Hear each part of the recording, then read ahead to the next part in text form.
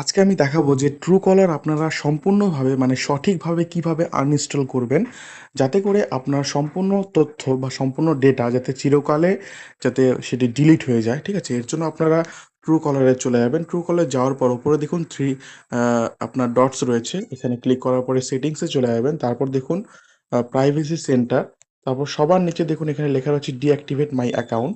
এই তিনটে এখানে টিকমার্ক করে ইয়েস কন্টিনিউতে ক্লিক করলে আপনার ট্রুকলার আনইনস্টল হয়ে যাবে।